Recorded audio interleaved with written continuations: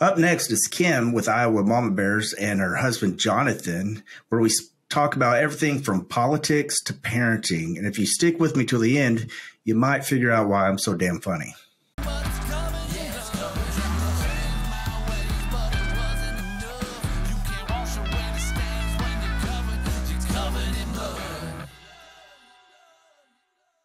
Hey, Kim. Hey, John. Yeah, y'all's up there in Iowa, right? That's right. Iowa. I kept on calling it Idaho because, I have a friend that actually lived in Iowa, and I kept calling it Idaho to him. So I don't know. I'm just a dumb Okie. We don't really know much about Iowa. Actually, I don't know anything about Iowa.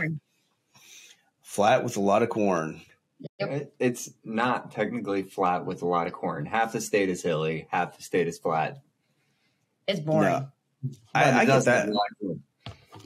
Oklahoma, people think Oklahoma is full of prairies, but we have everything we have deserts, we have prairies, we have mountains, we have, hills. I mean, everything.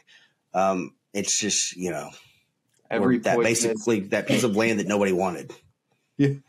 Every poisonous snake and spiders in Oklahoma. Yeah, pretty much. I'm like, we have a lot of things that can kill you. And that's just in the trailer park.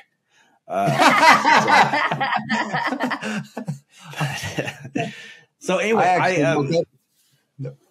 I actually woke up with a brown recluse on my chest in Oklahoma. So really, yeah, they're all over the place. My wife is scared to death of them, and I'm not.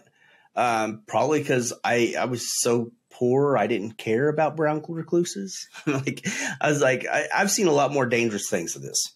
So, but yeah, she's constant. She sees a spider, she makes me kill it, and I don't like.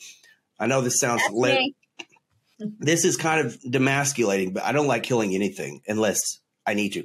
I will kill anything. I believe in loving people and still being able to shoot them. I do believe that. I can love you and put a bullet between your eye if necessary. Killing things should not be an emotional response. But I just don't like killing animals or bugs or anything. But my wife she'll kill a spider. I'll catch it and I'll let it loose, but she'll usually kill it. He better be lighting the house on fire if he sees a spider around my house, because I got bit by a brown recluse and that thing sucked. Like it literally turned my skin black, and I had I don't know, it's probably a silver dollar size wound. Yeah. And he bit me right on the buttocks, and that sucked too. Just because of it was actually right underneath my leg, like where the button of the leg feet. It's right there. Yeah, right in the cheek area. And so to sit down and do anything, it was like, oh my gosh, and I had no idea what it was until I went to the doctor because it was turning black. And I'm like, they're like, oh, we need to cut this out. And I'm like, cut what, huh? And she did. She cut a huge circle and then put an X through it. And then she stuffed it full of stuff. And it was like, oh, no, I will never, ever not be scared of spiders.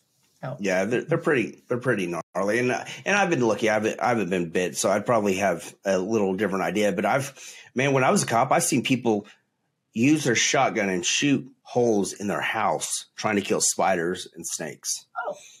It's just crazy. And I'll go to that and I will literally catch the snake for them because animal control wouldn't do it. They wouldn't touch snakes. They just deal with dogs and cats. So I'd go and I'd catch the snake, and I'd release it. And somebody asked, well, is that venomous or not? I was like, I don't know. I don't care. I mean, I'm like, to me, I look at it like, listen, we're the alpha predators. So why should I be scared of a snake or a dog or anything like that? I mean, now I don't like anything close to my face. I mean, if it was close to my face, it'd die.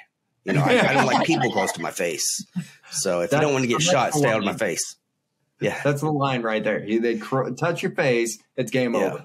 I have a bubble. It's just I remember when I first got I was a security guard. I was a bouncer at a club in college, and they were trying to be it's a bunch of young cats that owned the club, and they were like, well, what would you do if somebody came up and I was like, whoa, back up. Hey, you'd stop right there. I was like, you don't get closer than that. Nobody gets closer than that. I allow my wife to get that close and my daughter. That's about it. I have I have a large bubble and stuff. It's my safe space. I'll remember that at the next Reawaken tour. She'll pop it. That's what people. It's amazing. People, I've been attending. I've been attending since Michigan, and a lot of people have no idea what I do there. And I mean, most people. And I'm like, I'll if I know them or something, I'm like, well, I do security. I carry until Leon was on the campaign. Then when he wasn't, I was like, I used to tell people, I'm like, I'm Leon Benjamin's fanny pack. I carry everything, including the gun, and but my job is, it's easier being security when nobody knows you're security. Right. I can watch people and I'm really good at being a wallflower. I mean, I don't mind just sitting there looking weird, standing at a wall, because there's enough fanboys at these things that people are just getting all excited, taking pictures. And I don't have pictures. The only person I've ever taken a picture of is Jim Brewer. Actually, I took a picture with amazing. him. I love that guy. Was he in Branson? No, he wasn't. I was hoping he was, but I thought he was going to be the last couple, and he wasn't. And I think he's on tour. That may be it. Why? Because I saw him. He had a comedy routine down here at Clay's. A couple of months ago, and I saw him and I talked to him then. It was he's actually a really nice guy. I mean, and he remembers you. A lot of these people you talk to, their egos are really heavy. Mm-hmm. They think they're bigger and better than everybody else because people watch them. But there's a few people that they're legitimately good people, and it hasn't gotten to their head, especially somebody like him that's been in it since, the 90s. I remember watching him on Half Baked. And I was half baked, it was, but he's just, I mean, I went and saw him. He's like, I remember you. And so, he was just legitimate, there's a few people like that, like I just spoke to Lee Dundas. She's actually a good person. Yeah, she is a sweetheart. And so is Thomas Renz. Those two are amazing. I love those guys. And Naputi, he's great, but he's been dealing with lawsuit after lawsuit, like down in his hometown, because he said that people shouldn't take vitamin C and D, and now it's been proven that it actually does help. And I'm actually having him on our podcast next Wednesday to interview him. I'm like, heck yeah. And it's those kind of people that I enjoy too, because they're not too snooty and they'll come on like podcasts like as little as mine, and they're like, I don't care, I'll come on hang out with you for a while. And they're sweethearts. And then you have, like you said, your snooty ones, but it's just I'm not going to publicly out them because I'll still see them, and it's not my conference, so I don't want to do that. But the majority of them actually are pretty decent people. Yes. They're always friendly. I mean, the Whiteheads, I can't pronounce the last name. That's it. They're awesome people. They're wonderful people. Colton, he's such a sweetheart. Colton's amazing.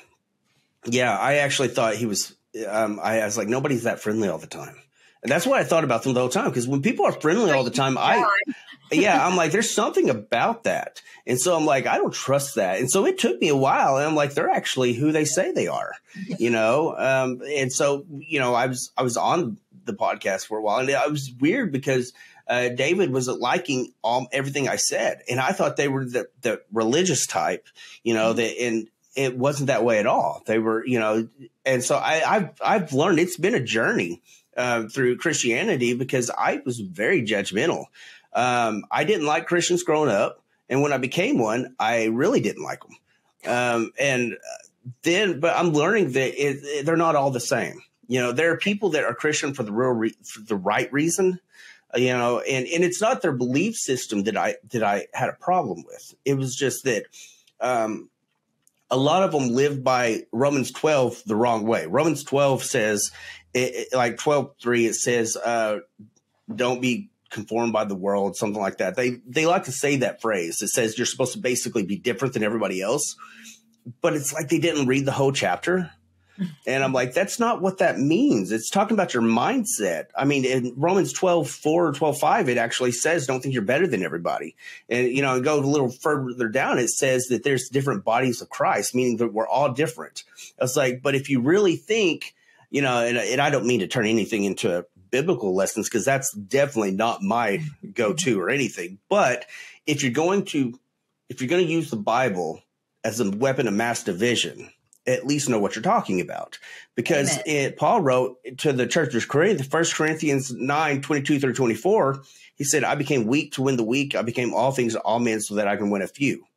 That's called adapting. Now, how can you adapt if you're not a part of this world? You know, it was really intelligent. And Jesus knew. I'm like, I tell people, I'm like, do you think Jesus walked into a tavern and spoke like a holy roller? I was like, I've been in a few taverns. I'll tell you. I was like, if people don't kick you out, they'll at least ignore you. I mean, it's just, but, you know, he knew to, you know, I was an interrogator, and he knew to be able to talk to somebody, you have to make them feel like you're one of them. You know, not necessarily, you don't have to stoop to their level if they're, you know, breaking the law or something. I'm not saying that. You can do that. I hung out with dopers when I was 17 and I didn't do drugs. You're relatable to them. Yeah, exactly. That's the first time I've ever heard of somebody who referred to the Bible as a WMD. That's because I made it up. That's one of the things I got into one of the big arguments on Facebook. Somebody got mad because I said that. I was like, well, it is. They're like, well, and they started the, I tell you what, that when I say this, Colton actually said, he said, man, he said, I usually people post memes and stuff. He said, most people ignore words. He said, but when you throw words, it's like word grenades. It just starts a bunch of crap going on. You know, people suddenly get offended, you know, and I actually think it's because it hits them to their core, because I'm pointing them out. And people will come to, well, the Bible, it says he comes with like a sword and blah, blah, blah, that stuff. I was like, really? Really? I was like, what I found, a lot of Christians, and again, not most Christians, not all Christians, I'm just saying a lot of Christians, the ones that really do Jesus an injustice, they never ask me questions. They always assume and judge and attack what I say, but they never ask me what I mean. They never ask me to clarify, you know, and I'm like, they're like, well, it's supposed to divide. I was like, no. The division is not dividing the people. It's dividing the Pharisees, people from the Pharisees.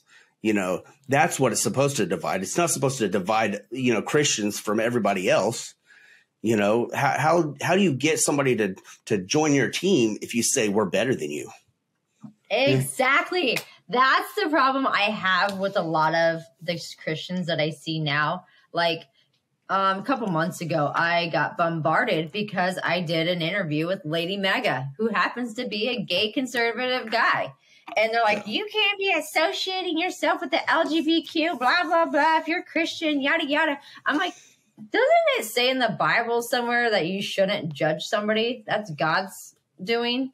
I'm like, I'm going to love and respect everybody. And I'm like, and we have to bridge that gap. And if you're going to push away the people that need help like that, or want help, but can't because we shun them, because other people shun them, then we're never going to get anywhere. We're just going to be preaching to the choir.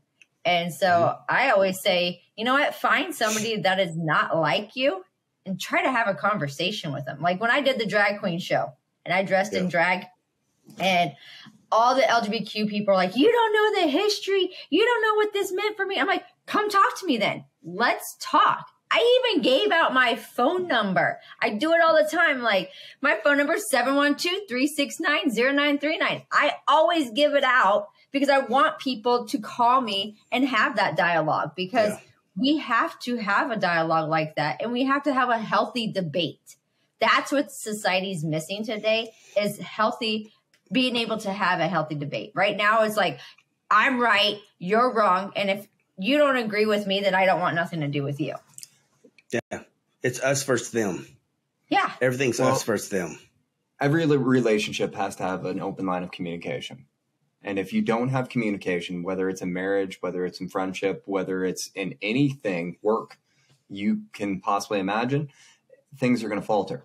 And we are literally creating separation between communication with anybody else that doesn't believe the same thing we do. So, and we're fighting in America to be able to talk the people that are in the gray space. You, as politicians, you may be red, you may be blue, but the ones that are in the gray are the ones that we're talking to, not to the blue, white, or the red, or vice versa. That's the problem. Same thing within faith. You should talk to the atheist. You should talk to the sinners and communicate with them, because maybe you can understand and relate. Just like you as an interrogator, you could be able to relate to them to be able to get them to open up. And then perspective, they may change their opinion on what they actually had done at that point. Well, not only that, speaking from experience for myself, like when I first came to Christianity, nobody really gave me the time or effort to put in what I needed. Like I needed guidance, and I was hard around the edges. Like I cuss, I swear. And the way I deal with confrontations is I yell at somebody and then I come back and say, okay, I'm sorry, I got that over. I couldn't say that about you at all.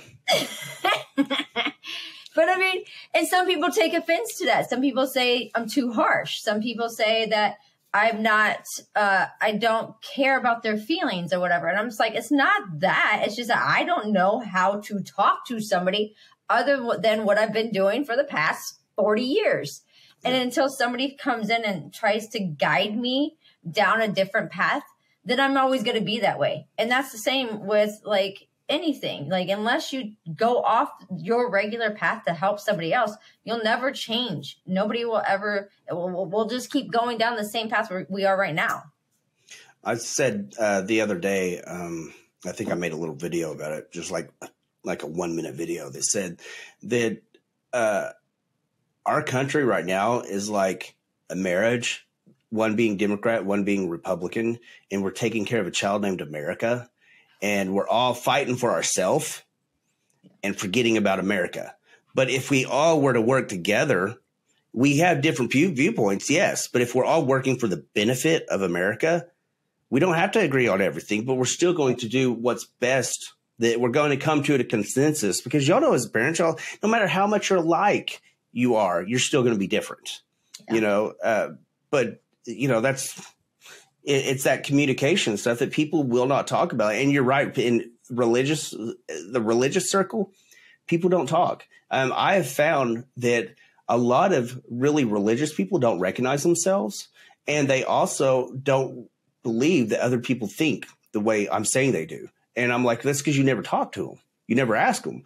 I've gone to church and I've realized that there's a lot of people that actually believe in reincarnation that go to church, you know. And honestly, the Christians and the Jews, they all believed in reincarnation back in the day. But then Pope Constantine did not want that inside the Bible, so it was taken out. There's a verse in the Bible that actually gives credence to it when he's one of the I think it was one of the Pharisees was talking to Jesus, asking him about this blind man.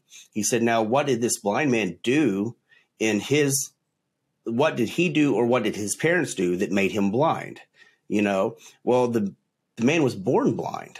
So the only way he could have done something is in his past life, you know, but, you know, there's things like that, but people refuse because they're like, well, I was taught this certain way. And so that's the only way, right. You know, it's like, what I was taught. Do y'all ever shoot shotgun? No, I don't care. Well, a lot of people that shoot shotguns, and I was taught to shoot like this, is you put it in the this pocket right there. Mm-hmm. Well, I will tell you, as a martial artist, that's the brachial nerve. I can hit you right there and your arm will go numb. That's why when you're shooting a shotgun, you can only shoot it a couple of times before your arm goes numb. But everybody does it because their grandpa taught them that, their grandpa or their daddy or who not taught them that. Well, when I went to the academy, I learned that I learned I'm left eye dominant, and that's why I couldn't hit the broadside of a barn with a shotgun when I was younger. So I'm right-handed but left eye dominant, so I shoot shotgun left-handed, but it's actually right here and aimed like this, you know, and you're hitting that meat, and it never hurts you. Like I literally shot 100 slugs and it didn't even affect me. But the funny thing is, it's kind of like driving. I'm taught to shovel steering, driving. A lot of officers even though they're taught a better way, will revert and go back to their old way of doing it because that's the way that they've always known. People are creatures of habit. And that's their comfort zone, like if you're not mastering something new, you're going to go back to your comfort zone. That's just human nature too, Yeah. And a lot of things are like when it comes to religion, it's fear-based. I mean, how many times have, people say that, fear is not of the Lord, but how many times do they talk about going to hell and all this other stuff? And, and you're not supposed to question things because you're going to go to hell, and I'll bring up history, but I tell people, I'll tell you the historical side of it, but that doesn't mean, like, people don't like the fact that I bring up the history. They're like, oh, that's not what it was. Hell, Zoroastrianism is a religious belief that is older than Hinduism, which Hinduism is like 3,500 years older than Christianity. It started in Iran. They wrote about the devil. They wrote about, hell, all that other stuff.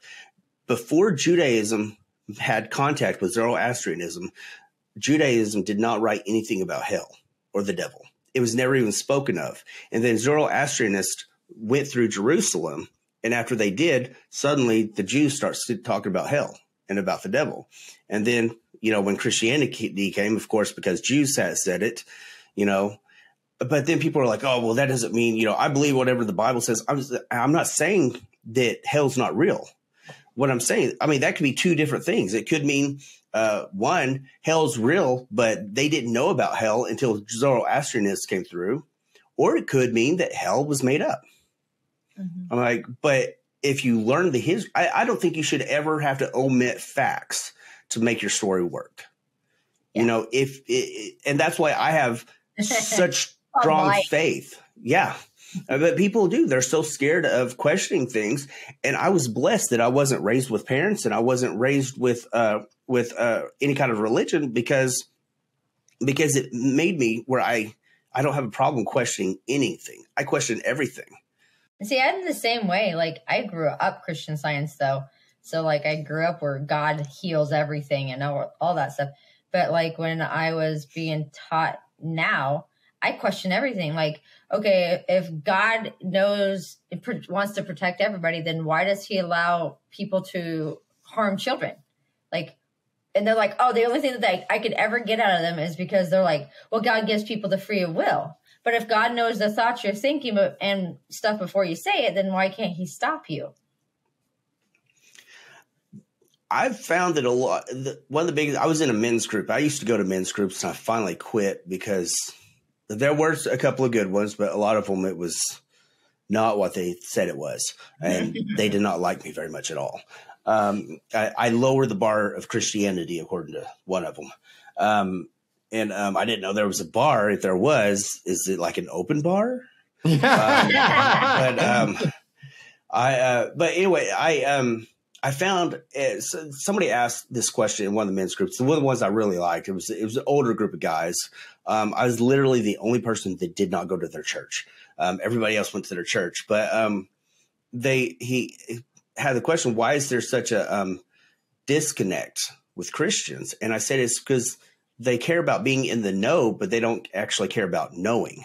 So they have the answer, quote unquote, but that doesn't mean it's the real answer. They just want to say they know. It's kind of like everybody. It's in human nature to say you know the answer. Even if you don't know the answer, you're like, I know this, even though you don't. And I found Christians seem to always think they have the answer because it's in the Bible somewhere. Well, no, it's not. Not all the answers are in the Bible. It can't be in the Bible. You actually have to have a relationship with God. You have to listen to God. God does talk to you. You know what got me closer to God than anything? Science. Dr. Joe Dispenza. He's actually was a chiropractor. In 1987, he was studying the brain healing the body being able to heal itself, stuff like that. Well, in 1987, he was in a triathlon. He gets ran over by a truck, breaks everything from his neck down. And he 4 doctors that he knew personally said the only way you'll even have a chance of a slightly normal life is if you have this surgery. There was no option. He said, no.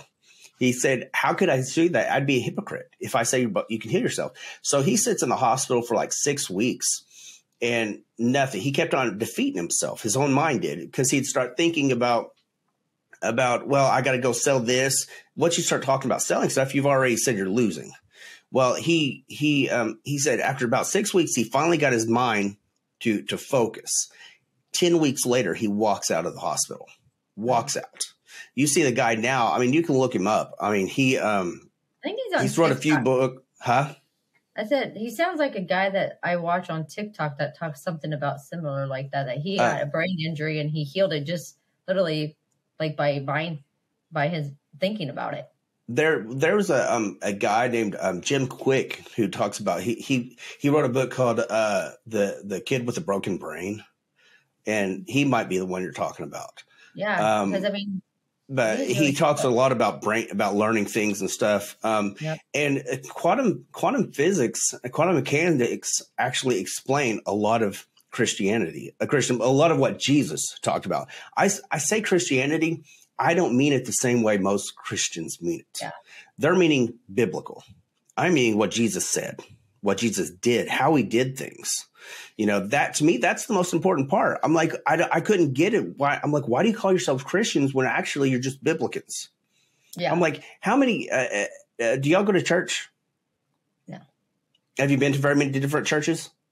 Yes. Nope. Okay. Well, I have gone to a lot of different churches, and what I found is, and I'm not talking bad about any one of them, but what I found is none of them really talk about the lessons Jesus taught. They're talking about like Daniel or Peter or, Paul or something like that. But what about the lessons Jesus taught? I wanted to learn that. I had to learn that on my own. It's kind of like graduating high school. If I actually wanted to learn anything, I had to forget everything I was taught and then go my own way, and learn what real history was and stuff. But anyway, Dr. Joe Dispenza, I actually found him and I heard that story, and I read his book, Becoming Supernatural. He has another book, the Placebo Effect, or Becoming the Placebo. But he I forgot what that. I just downloaded another book, and I forgot what it's called. It doesn't matter. You can look it up. But anyway, so I started watching him, and he swore that if he healed himself, he would devote the rest of his life to learning how to heal yourself. And he legitimately does it. He has these conferences that will have 2,000 people in it, and these people are paying $3,000 to go there for this conference. And that's not including the hotel or anything. That's just attending the conference. And he will still use people as study. And he'll have like 500 people in these neural head things that are, judging your neural pathways and stuff like that. But what he said was that that if you were to look underneath a microscope, like the strongest, most powerful microscope in the world, you would find we are nothing but light and vibration. That's called sound. Didn't the Bible say God spoke us into existence, and that we're made in the image of God? And if you look at everything else is made of nothing but light and vibration. This solid is actually not real, and that's reality. It's not. But you can't get a lot of people thinking like they're like, well, I'm touching it. It's solid. Well, yeah, you're vibrating at the same rate. And that's why like spirits are more, like fourth dimension, fifth dimensional, stuff like that, because they're vibrating at a different rate. And so he did that. But what he started doing in his studies was started studying people healing themselves. And he has countless at these things. You'll have 2,000-3,000 people at them, and you'll have at least 100 people that are cured from life-threatening illnesses and problems that shouldn't have, that they had no cure for. A big conference down in Oklahoma, like this last April. I think he did one in Texas. Which he might have had one in Oklahoma, because I just now started looking at his conferences, and when I saw how much they were, I was like, well, that's the future event when I get to that level. Because I was down there at Clay's conference in April, and they were having a big convention like that. where they lay hands on people, and this guy came out. I don't remember who it is. What his name? Oh yeah, no, that was what is his name? He's this huge Christian pastor. He's a healing pastor. And he lays hands on people, and people were wrapped around the building waiting for him to put hands on them because they were sick and stuff like that. Yeah, that guy, which that's not what Joe Dispenza does. He actually teaches you how to heal yourself. Okay. Which I say that a lot. It's like when I had to have back surgery a few months ago, and I hated telling Christians that because they're always wanting to pray for me and tell me that I'm going to get healed. And I already knew, because as soon as I found out that I was becoming paralyzed, the doctor, according to the MRI, I was like 0.8 millimeters away from being paralyzed. And when I had the surgery, he said I was actually closer than that. But as soon as it hit me, I was like, I sit there and I talk to God a lot, but it's just like an instant telepathic thoughts, I guess you could say. Because otherwise I talk way slower than I think. So I learned not to talk with my voice. And so I asked God what, I've seen people get healed. I mean, I've been a part of it, and I was like, so why do I have to go through this again? And it was instant. It was like, are you retarded? And I'm like, just the answer was just right there. Before I finished the question, the answer was there. If I would have gotten healed instantly, would I be working so hard on my podcast? Would I be working so hard on my company? Would I take the time to actually do other things? No, I'd take it for granted. Just like if I would have been healed years ago, I'd still be a cop today. I loved it. I was good at it. I had a passion for it, but it was not good for me, but a lot of people,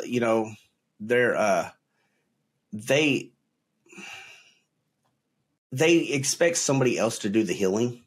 Yeah. And so whenever when I had this happen, people would tell me, well, why don't you go up and get prayed? I look at them and I just don't get it, because I'm like, God said we're made in his image. Jesus said that you will do greater things than me. I'm like, if we have this kind of power, why do I need somebody else to touch me? Why do I need to go up there in front of everybody and make a show of it? I don't like making a show of me. It's I kind of have a weird love-hate relationship with being, a part of something. I want to be the center of it. I just don't want people looking at me. I like being in the know. I like being part of things. I like making impacts. I don't like people making a show of something, because I used to see that all the time. I would watch people that get up to get somebody lay hands on them and they fall down. Mm-hmm. And a good 60% of them were full of crap. They weren't. I'm like, I'm watching them right now. That's not legitimate. I studied, human behavior. I was an interrogator. I learned how to look at you and know whether you're full of shit or not. Now some of them were legitimate, and I didn't want to be that person that's constantly going up to the altar every single Sunday to get prayed for. I'm like, my God, Karen. I'm like, maybe it's you. It's just, it's yeah. I'm like, it's just, it's so feel sorry for me. And then, that's when I started studying more than just Christianity in the biblical sense.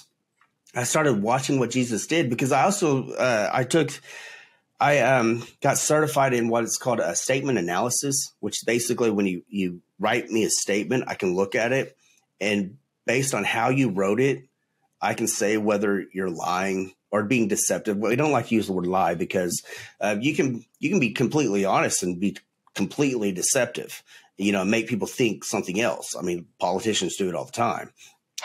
But I was reading, I was like, this isn't how Jesus did it. This is how Jesus did it. Jesus didn't say, oh, I'm going to heal you, but what denomination are you? What's your belief system? I mean, did you hear one time where he talked about anybody else's belief system? Nothing. He wasn't at war with other people's belief system. He actually told the woman at Canaanite, when she came to have him heal her daughter, he basically called her a bitch, called her a dog, and said, I'm not here for you. He was here for the Jews, and I'm like, but he had a sole purpose. His intention was to elevate the Jews because they were becoming pharisaical. They had no emotion in their belief system. They were only just robots, the law, just like a lot of Christians are today. Everything's about in the Bible, it says you shouldn't do this. You shouldn't do that. I'm like, did y'all have parents growing up? Yeah. Yep. Did your parents give you advice? Yep. Did you take all their advice? Nope. Your parents still love you? Yeah. But you get what I'm saying. It's like, Jesus gave a lot of advice. He didn't expect us to take it all. I mean, come on. Peter hung out with Jesus longer than anybody, right? Yep. For 3 years, Peter hung out with Jesus. The last day that Jesus gets arrested, what does Peter do? He jumps up with a knife and cuts a dude's ear off. Oh. Somebody was arresting Peter or arresting Jesus. And Peter was like, no, that's why I like Peter. Peter was an asshole. Peter, he did what he believed. He was human. Did Jesus say, oh, no, now you're going to hell and stuff? Because, what? The guy had been learning underneath Jesus for 3 years, and he still did that. But people are going to judge people and say, oh, well, you're not such a good person. You're not. It's not your business. It's not. I mean, being a disciple is not going up and hitting somebody upside the Bible. Remember, the Bible didn't exist back in the day. When Jesus was around and he tells people to go be disciples, what did he teach people for 3 years? Love. That was a new lesson. We take that for granted for that. But back then, love was not the reason for anything. You didn't get married because of love. You didn't follow your God because of love. You did it all because you didn't want to get punished. And you had certain chores to do. That's why you got married. And then Jesus was like, nope, it's about love. Love is everything. And when he taught that lesson, the world changed. I mean, remember, I had a guy tell me, an atheist actually tell me that war is, it was because of religion. And so that's why I was like, oh, yeah, what about the Roman gladiators? Were they not killing bloodthirsty? That had nothing to do with religion. But you know what stopped after Jesus? The Roman gladiator stuff. A lot of that ended up dying off. Do people still kill each other over religion? Yeah. I mean, it's all horrible throughout history. People have killed in the name of God, Allah, which, by the way, Allah is literally just Arabic for God. It doesn't actually, it's not a name. So when somebody says we don't worship Allah, yes, you do. If you worship God, you worship Allah. You just say God because God is an English word for Allah. But people want to separate themselves. I didn't mean to preach this, y'all. Oh, no. I agree with you on that. And I actually studied a little bit of the Torah and the Quran. So I can relate with you on that. So, and I cannot. I have no idea half that even is. And the other thing is God said that he's basically the only one that's allowed to judge. But we as Christians are not supposed to judge others. So, but we falter. You see everybody, and it doesn't matter whether you're the perfect Christian or not. You're going to judge at some point. Just trying not to do it as much as possible is the key. Some do it a lot more than what they should, but I know I learned when I was growing up that I was picked on a lot, and people always judged me based on somebody else's opinion about me. And so I really try not to do that. I always try to give the person the benefit of the doubt until they prove to me that there's somebody else, or they'll show their true colors. And then that's when they see me. And I always say, you know what? If you heard something bad about me, believe it. If you hear something good about me, believe it, because it depends on how you acted towards me, how I'm going to react towards you. Yeah. Well, not necessarily believe it, but ask me about it. I mean, that's another thing that I can't stand about these people. I mean, they hear one side of the story and then they won't ever go to the other person and say, hey, I just heard this. Can you clarify? Can you tell me your side of the story? I get that a lot. Always have, always probably will. But you know what? That's what I tried to say. You know what? I'm going to go to this person and ask them straight up to their face. I'm not one of these kind of people that are going to talk behind their back. I'm going to be like, here I am, front row and center, in your face, saying, "What's up? You got a problem? Let's talk it out." So at least, Joshua, you got to look at the pros here. At least on Facebook, those people are coming back to you and retorting back with comments instead of just completely turning away. Yeah, and you know, it's funny that they will they'll start judging and stuff, and I actually had, this was my latest conversation, and it's like a magnet. If you make a comment about Christians like to judge, you'll have Christians judging you. I mean, it's weird. It's like you realize that I literally said it, and you're just proving me right. That, you know, people are like that. Because I made a comment, you know, like, hey, you know, one of my biggest annoyances is somebody that tries to correct my relationship with Jesus, correct my Christianity. It's none of your business. In fact, that's why I said it's none of your business. Stay out of it, Karen. It's a personal relationship.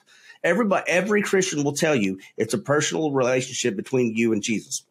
What they mean is it's a personal relationship as long as it matches their personal relationship. Right. And if it doesn't, then they'll throw it in your face. Like, I can't be associated with you. Or I've never seen you pick up a Bible. So how are you a Christian?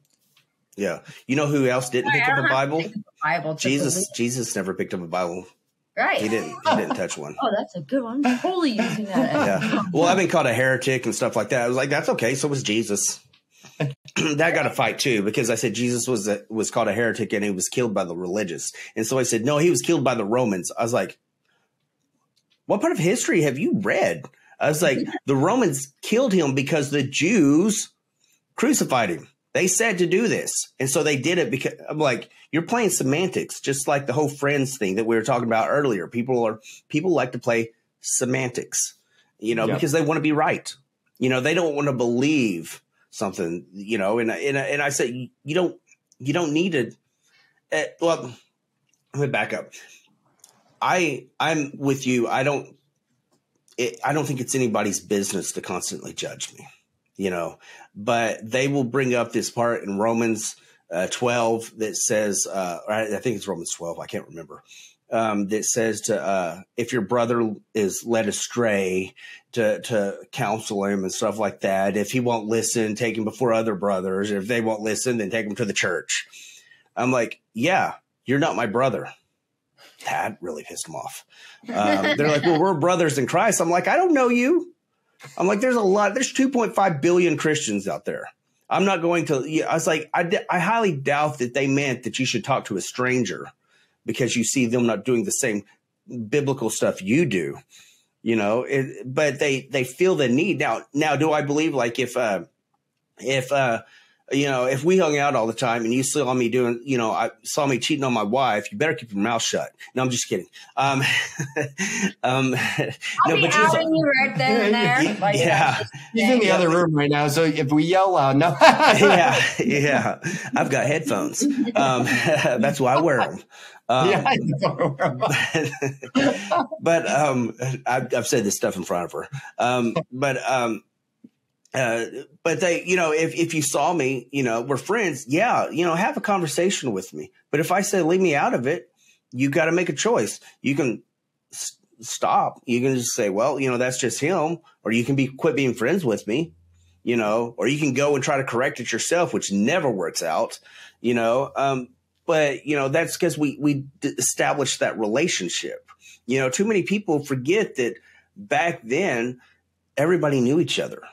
You know, you knew this other Christians knew each other. In fact, they would have a lot of people don't know this, that for the first 300 or 400 years, it was, a little over almost 400 years, Christianity was actually a secret. It was an underground religion. They would actually go and write in the sand and the dirt, and they'll write one part and the other person will finish the writing to show that they're both Christians. You know, it's not like it is today. Nobody cares. You know, it's not that way, but people can't put things into context. I'm like, you got to read the Bible with context. It's 2,000 years old. And that's what I don't get is like, if I read a Bible verse and you read the same one I do, we're going to interpret it totally different. And like, if that's where I was butting heads a lot with people. Like, I didn't take it that way. They're, well, that's the way it is. Like, that's not how I took it. And I'm like, if God's in my heart and in my mind, and I read it that way, then obviously that's the way he meant for me to understand it. And so, like, I just know, like, I try not to judge, and I try not to put myself above anybody. I think we're all equal. And I judge with a lowercase J. I don't do the big J. Right. You know, I have an opinion about everything. That is true. And so do I. And I mean, like, I'm not quiet about it. But I mean, I always say, if you don't agree with me, that's okay. We can agree to disagree and move on, and we can stay friends, or we can not. Yeah. Well, and I deal with people better like that. And I've said this. I actually said this on the podcast, and I didn't realize I said it, but somebody made a comment that knew me, that has known me for 20 something years. I said, most of my friends were assholes.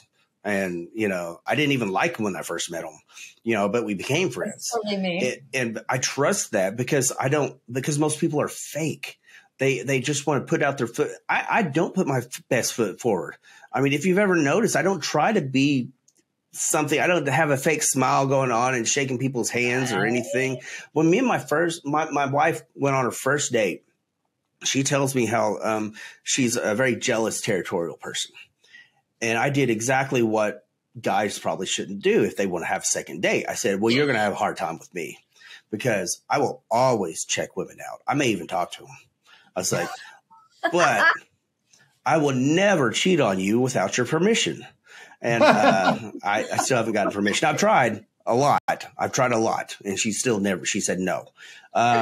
Somebody said, well, as long it's human to look, as long as you're not lusting after them. I was like, no, I'm lusting after them. I'm like, it's, you know, I just know I can't have them. But I told her, I was like, but here's the thing. How long have y'all been married? 11 years. 11 years. My God. Anyway, I'm surprised he survived this long with me. Yeah. I've said the secret to longevity is tolerance. And he definitely tolerates me because I'm one of those people that I am blunt and I don't sugarcoat anything. And I'd rather have a friend that's like that than a friend that's fake. Yeah. Because I can pick a fake person out from far away. I'm like, nope, fake as hell, can't do it. And I'll call them out on their bullshit, and then they think that I'm a bitch or that I'm not sensitive enough to their wants, needs, and I'm like, I'm not a coddler. I don't even do that with my own damn kids. Like, my kid falls down after I tell him not to do something. Suck it up. You just did it yourself, you know? Yeah. You know, I have a loving, nurturing side that comes out every once in a while. I mean, that's how I snagged him. Yeah. And then once I got my claws in, I'm like, all right, now here comes.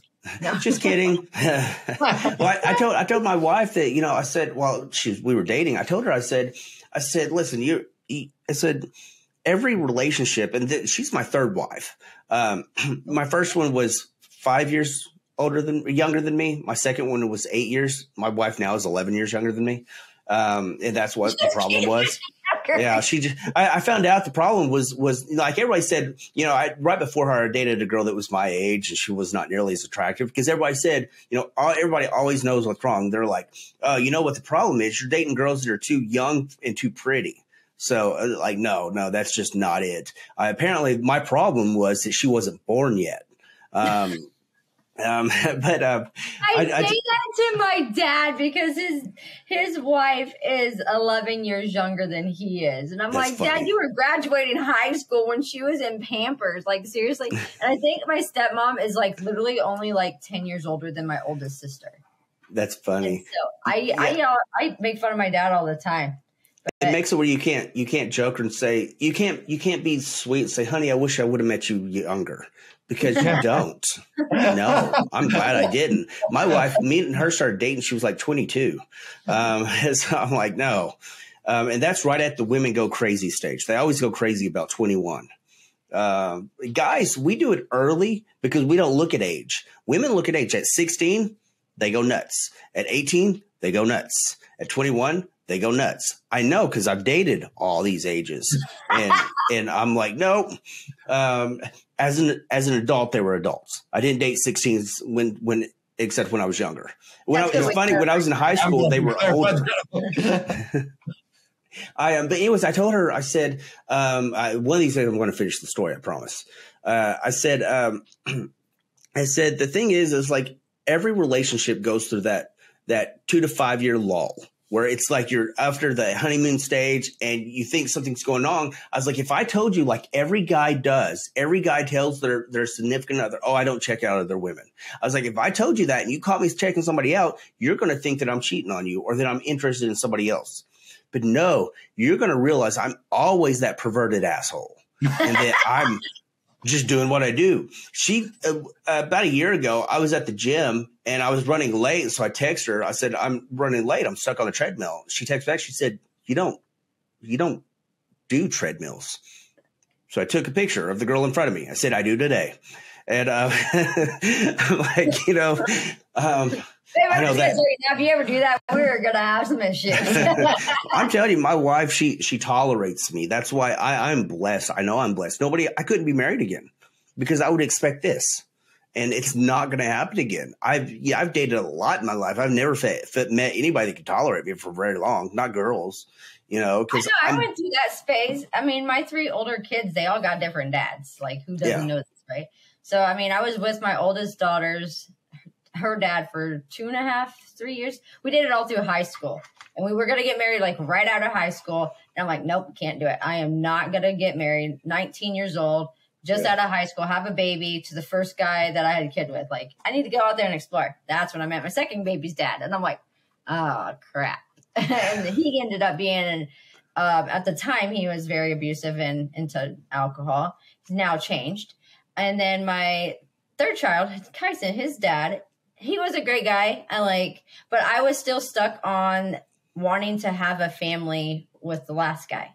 And so I did cheat on him and I did go back to him and it made it rough. And that's when I learned a really hard lesson that my future is not in my past. Yeah. And that's when I started growing up saying, okay, you know what? I really need to find a good guy who is going to love me and my kids and all this. And then you settled with Jonathan. And she's still looking for him. No, I mean, we've had our ups and downs and we've almost gotten divorced a few times. I mean, that 2 or 3 year mark that you were talking about, we were in, a year into our marriage or something like that? Not quite. Little over a year because he had gotten meningitis and was in the hospital. And we didn't tell anybody really that we got married. We eloped and just said, screw it. We're going to just do our thing. And he was in the hospital with meningitis. And I remember him being in the hospital and they were wanting to transfer him to a different hospital. And I'm like, no, we're not doing that. He's not stable enough to do that. And his mom was like, yes, we are. We're going to do this. And she's like, I have power of attorney, so we're not doing this. And I'm like, well, I'm his wife. And she's like, you're what? And so that's how my in-laws found out that we were married. Nice. But we were in the hospital and I had to show my marriage papers. But I mean, every couple goes through some harsh shit. And we've definitely had our ups and downs and we've definitely overcome a lot. And I can't be more grateful for somebody tolerating me like he does. I mean, I look back and I've done a lot of things that were wrong. I'm a yeller. That's just what I do. I yell at people because I couldn't tell. Stand stupid. I couldn't tell. And I mean, I don't know why. That's just how I communicate. And I'm trying to not be that way. But like you said before, it's once you start getting into the habit and you don't preach it or somebody teach you how to do it every day, you fall back into old habits. And so he's come a long way since we've come through the Christian and I've welcomed God back into my life. It's changed a lot. I never knew how spiritual and how helpful God can be at the same time. I had no idea. Half the scripture you guys are talking about tonight, I'm like, I don't know. I have no idea what the hell you guys are talking about. But I mean, he's helped me out through that too. And it's just been fun learning about it. Just like you were talking about in your relationship, not necessarily the tolerance, but finding somebody that is accepting of who you are. And that may not have been right away. She may not have accepted you right away. And he didn't accept me. That well, no, that's not at times. But it takes the unification of your relationship and the constant communication to be able to actually develop that. And that's the same with your faith. You know, you have to build that relationship with God. And same with what we are watching going around in the U.S. Like you said, if America was our baby and you're whether you're a Republican or a Democrat, and we're not paying attention to our child, because America's faltering right now. We're trying to remove faith out of America. And that's the craziest part about this. We're persecuting belief, and that's not right. I mean, whether it's in your relationship, if you would persecute your belief in your relationship's going to falter. Whether you persecute your belief in God, your relationship's going to falter. When we take belief in America away and you take God away from America, what do we have? Yeah. We're the strongest dang country out there. And no matter and they literally say, they will never step foot and fight toe-to-toe on American soil, because every single one of us will go through hell or high water to get our land back. And any foreigner understands that, foreign national, whatever you want to call it.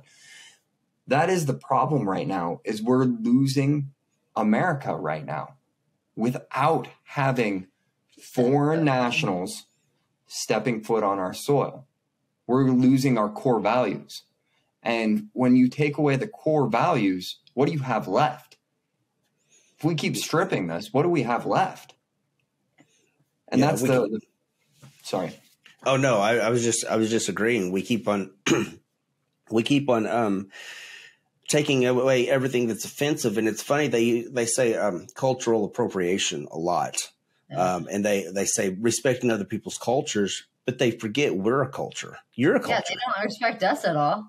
I mean, we all have our cultures, and I believe that we should respect people's cultures as long as they're not hurting people. And I firmly believe that as long as you're not hurting somebody, it's none of my business. I'm one of the few Christians I know that don't care if you get married and you're gay. I just don't care. It's none of my business. Now, do I think you should have drag shows at a school? Should you teach kids about sex? No. I mean, you know, there's a limit to that stuff. I mean, there's a time and a place, and school is not meant to teach everything. It's called, I mean, you realize it's called secondary school. That's because we're their primary education. They'd send people to primary school, which primary school was because you sent your kids to live there. Yep. You know, it's secondary school. You teach secondary information, things that are important, but, you know, they're just trying to teach you how to be great industrialists. I mean, that's all they care right now. They're trying to take out the primary, which is the parents, and make the schools 100% about everything. I mean, that's why I stood up against the drag queen show. You know, I don't care if you're gay and wants to have a drag queen show with consenting adults, but when you bring in minor children, that's when Mama Bear is going to come out and rip your head off. You know, you don't come after the kids. Like, I will not. That's where my line in the sand is drawn. You do not cross past those kids.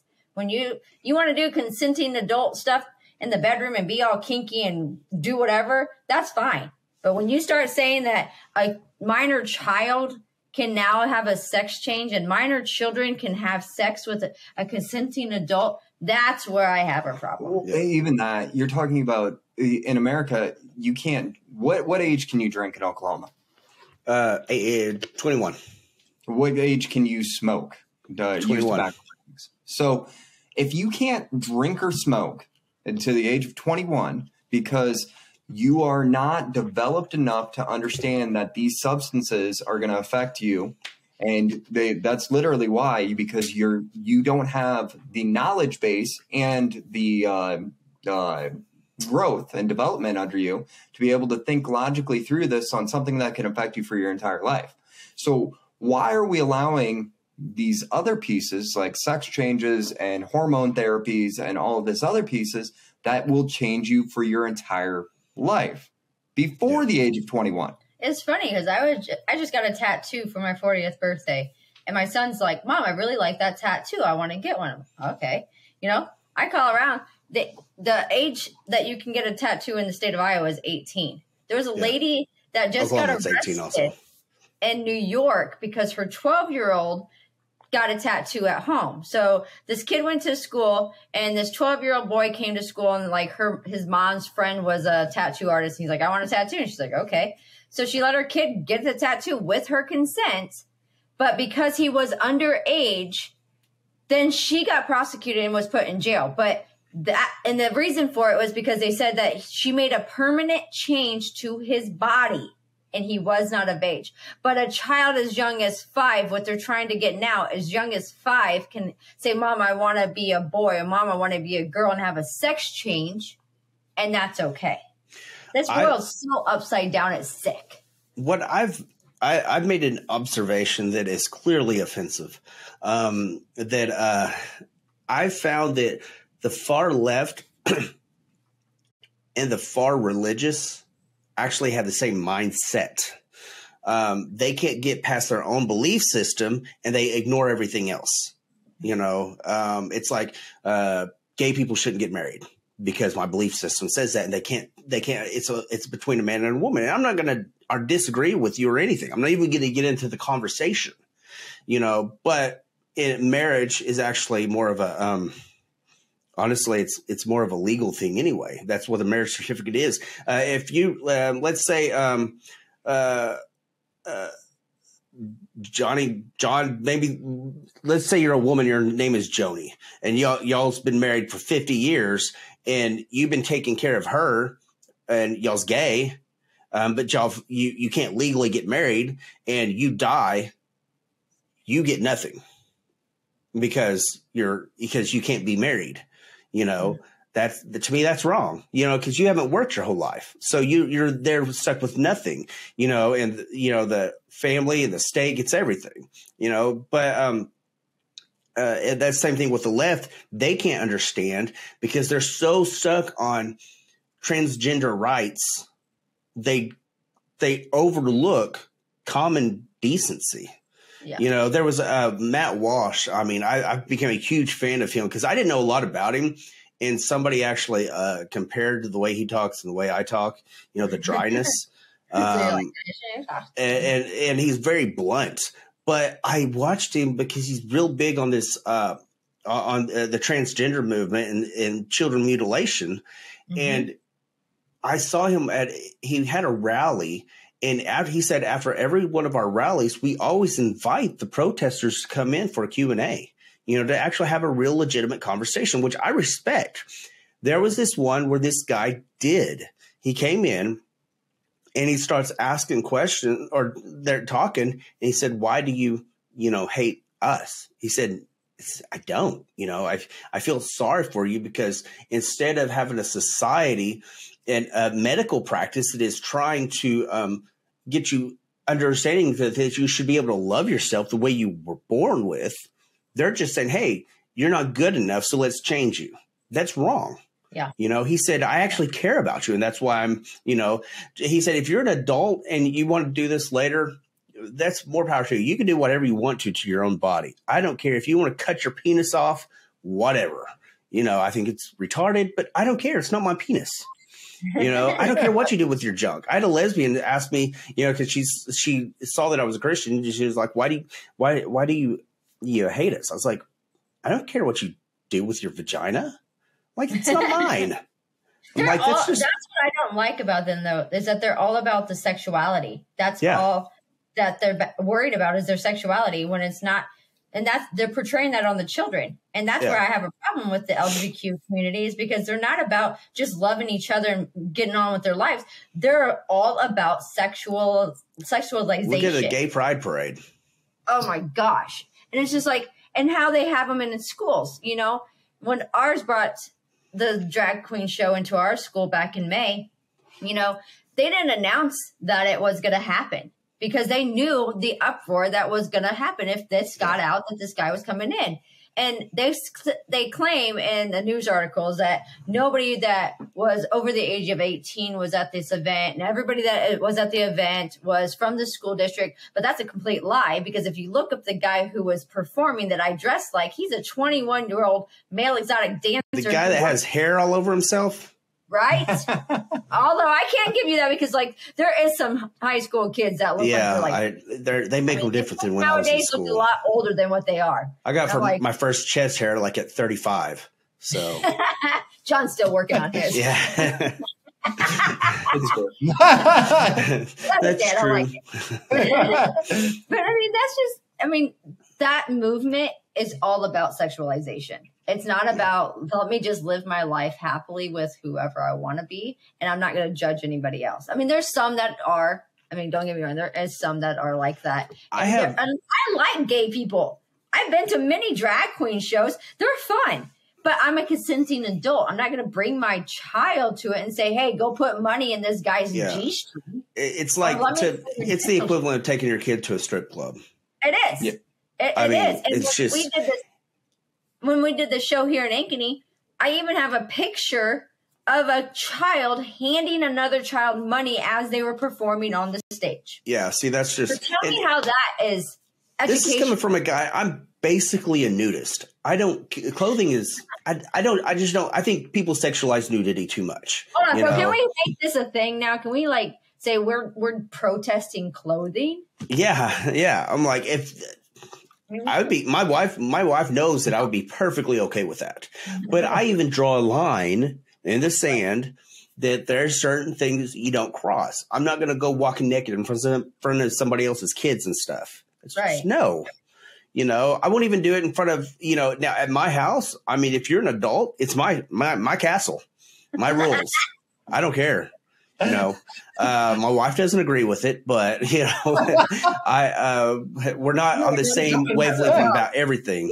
You cannot give him this idea. Yeah, I can't even take the idea. No, We've got 6 girls. Yeah, so 1 boy, 6 girls. Yeah, that doesn't work here. Yeah, it probably wouldn't work out very well and stuff. But a lot of things. The problem is that people sexualize nudity. And you're not going to overcome the way people raise their kids. People sexualize nudity. And so you got to understand, even though you don't see it as sexual, they do. And then when you're having drag shows, when you're having a gay pride parade, be proud of being gay. I don't care. I have gay friends and do not like the gay pride parades because it puts them in a bad light. They're like, we're not like that. I know gays that are Christian, in fact, most of the gays I know are Christian. I actually have, I tell a story about one that she was, I had my shirt that had the Unstoppable shirt. And she, as soon as I said Christian, her look of horror on her face, when I was talking about my clothing line and stuff. And that's when I quit calling it a Christian clothing line, because just like the gay pride for LGBTQ plus RSVUW something. I don't know. It's very long. They market themselves horribly. If they would market like they actually care about legitimate rights, if Christians would market like they're actually caring about you, not trying to convert you, a lot of them, they care about your soul, but they don't give a rat's ass about your flesh. They just want to judge you and tell you that you need to be more like them. And I will never be like anybody else. I've owned that. It's just, if you don't like me, go. I mean, you don't pay my bills. That's what I say to a lot of people. Like they come down on me a lot because I swear I do. I cuss more now that I'm a Christian. Right? I shit you not. I really do. They're like, God, they're like, you shouldn't swear. I'm like, where in the Bible does it say that I can't swear? It just says don't use God's name in vain. Now, I'm respectful, and if people don't like it or they're not used to it, then I'll try my best to watch my P's and Q's. But I mean, I'm not going to change who I am to please somebody else, because that's not who I am. That's not who I ever will be. I will never change myself to try to like be friends or be something else that I'm not, because it's just wrong in my eyes. Like, I'm not fake. Yeah. I will never, I can't be fake. The way it talks in the Bible is, and I don't quote me on this exactly, but it talks about being, speaking honest and wholesome in your words.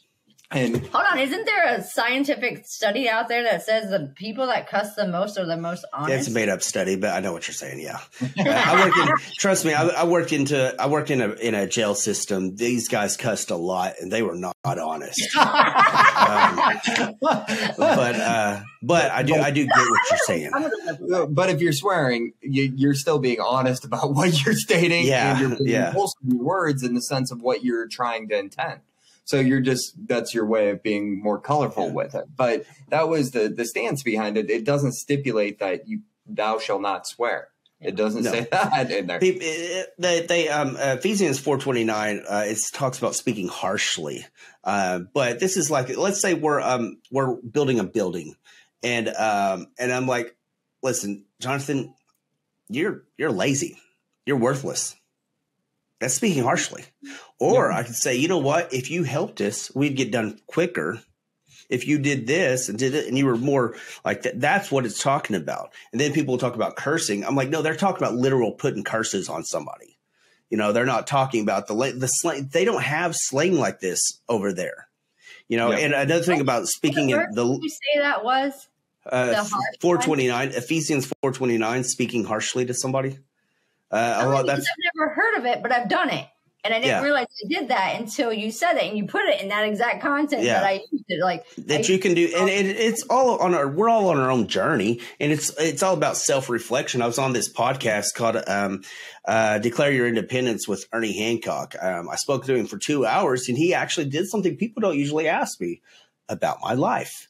And so I told him about the things that I've dealt with and stuff. You know, I was paralyzed. I grew up in Ward of the State, stuff like that. And he asked me, he said, why did you get out of it? Why did you become this and not get into drugs like everybody else? He said, who was your mentor? You know, who's the one who helped you? I said, nobody. And it just wouldn't wrap in his mind. And finally, he's like, well, how did you change? I said, self-reflection. It's all about self-reflection. You know, being honest with who you are. What do you want to change? Change it. If you don't see a problem with it, don't. God will convict you. If God hasn't convicted you, I have a saying. It's God uses the broken to heal the broken. Mm-hmm. Do you think Bible thumping Betty can go in the same places you can and talk to people? No. You know, and I see that a lot too. Like when I did the interview with Lady Maga, and people criticize me for that, I'm like, I can talk to him and he can talk to the LGBTQ community where I can't. Yeah. Like I can't walk in there and say, hey, your drag queen show shouldn't be in here, and it resonates with them as well as it would be him walking in and saying, hey, we should not be doing this. It just won't. Do you know who Alice Cooper is? Yeah.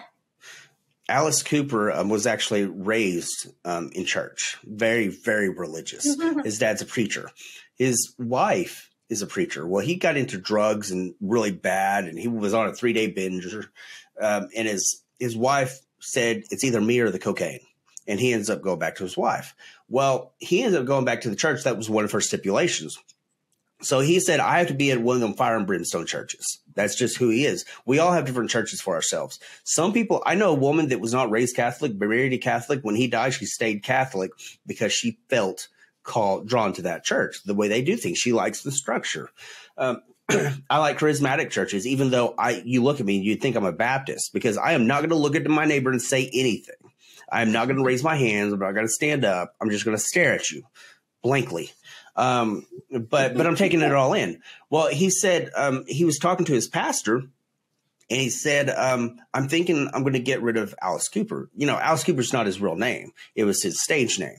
And he thought his pastor would be all on board because that kind of lifestyle.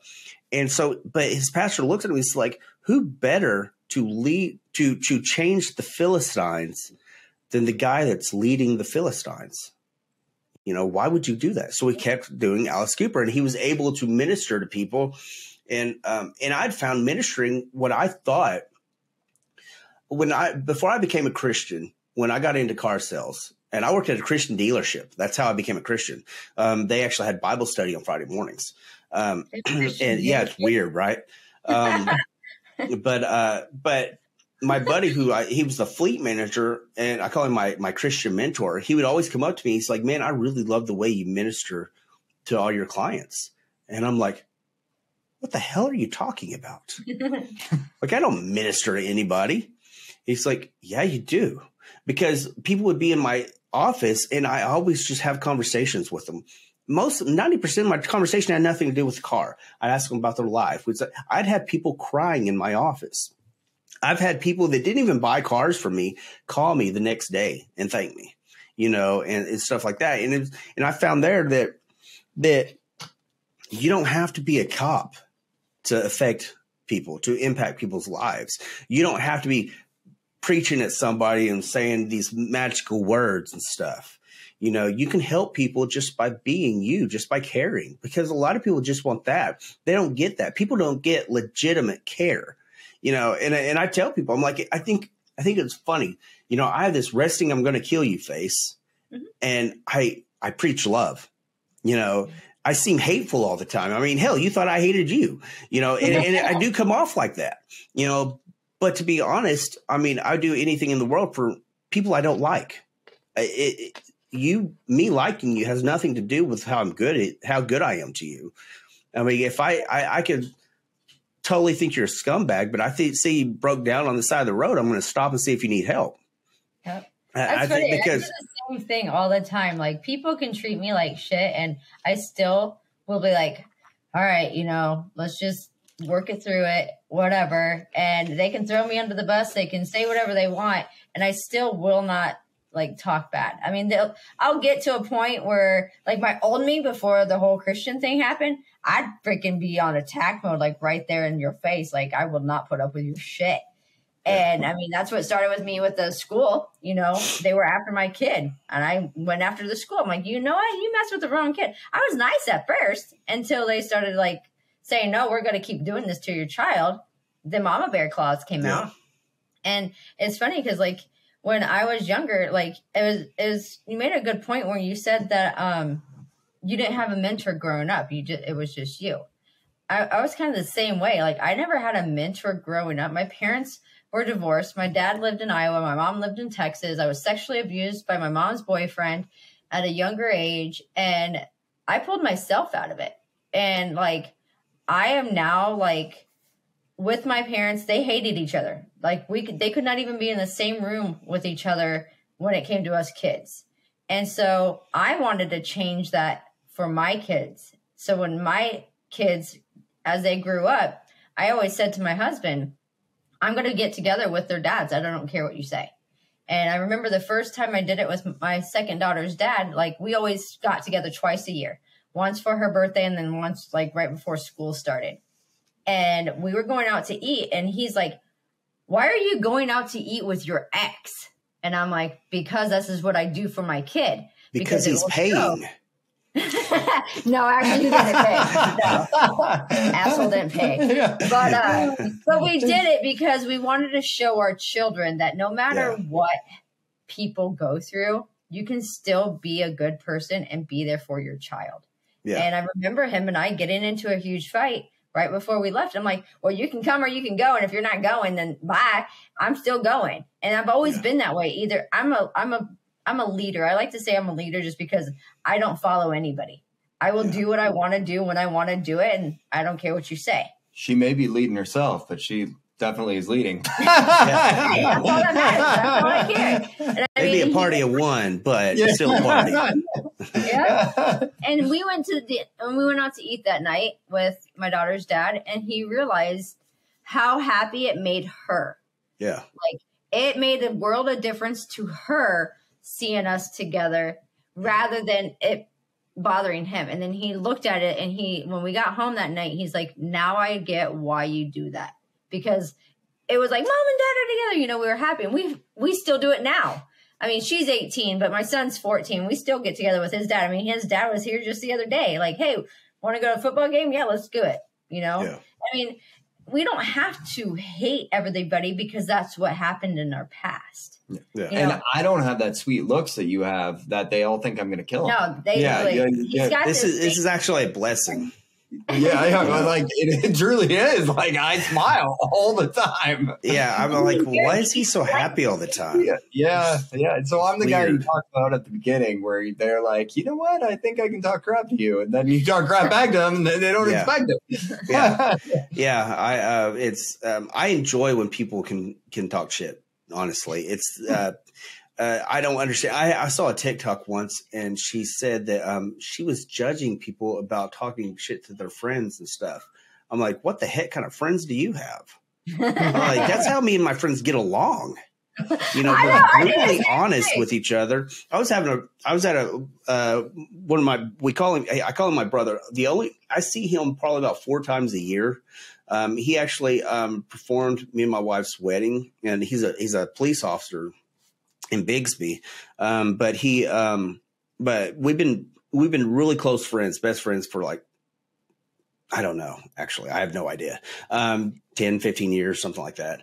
But I always have an open invitation. I go to holidays at his house because I don't have anywhere to go, and my wife doesn't have anywhere to go.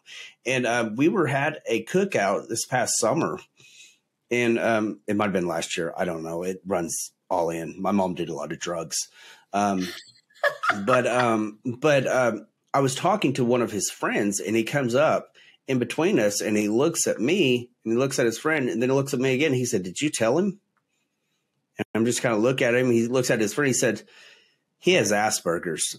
If you get tired of talking to him, just walk away." And it's true. I'm like, people said, "That's rude." I was like, "How?" It's honest. I was like, I own who I am. I can get into a conversation, and I don't, do small, I just don't when I tell people about interviewing them, I was like, it's not going to be 15 minutes. I was like, a good conversation. 2 hours. Yeah. Yeah. It's like, I try to put it, a lot of them can't go past an hour because they're not used to it. I was like, but I like to get into real conversations. I don't know how to do small talk, but I know how to do it too.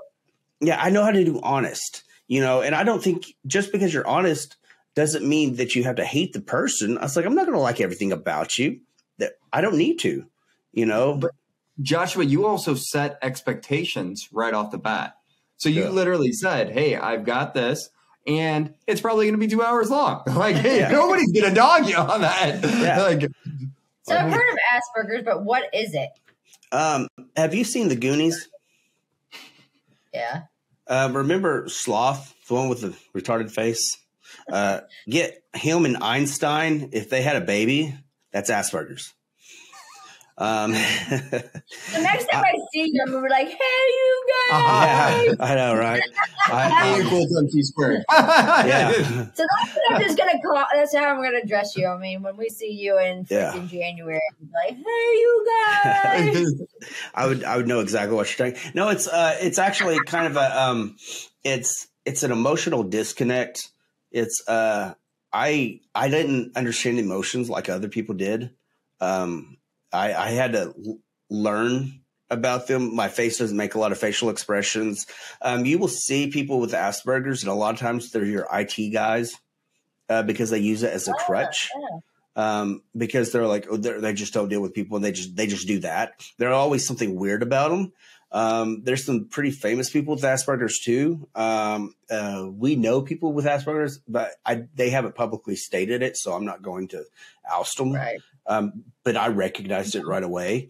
And but like Dan Aykroyd, he has Asperger's.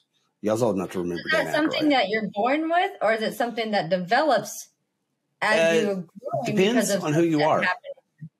They actually don't call it Asperger's anymore. They just call it on autism on the spectrum. And I hate that because the spectrum is so huge. I mean, it goes from being inaudible and not being able to move or anything all the way to high functioning Steve Jobs, so there's a huge spectrum out there. And so people, I hate it. Huh? I said everybody's somewhere on that spectrum. Oh, somewhere.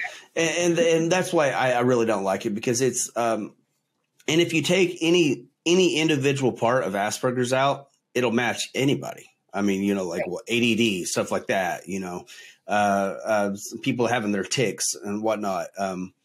but it's the conglomeration, and I'm misusing that word. I know I am. I'm not pronouncing it right, but it's all of it put together that kind of creates this, I'm just weird as hell. I think we all are like that. So I own it, and I don't think of it as a bad thing. You're not actually weird as hell, and on the spectrum, you have to be lower onto the scale because yes, hands down, you're articulating yourself very well, and the way you come across and relate, you've literally smiled and joked on certain pieces that if you're higher on the scale, that you wouldn't even be able to relate. I know some people like that are like talking every day on podcasts and stuff like that. Either that or you're really trained at reading facial cues. I'll put it this way. When I learned, I went to a shrink and labeled me. I actually did two things. I quit going to the shrink. Because I don't like weaknesses. I don't like crutches. I've seen too many people using crutches. How many people have you said here say, "Oh, I have OCD"?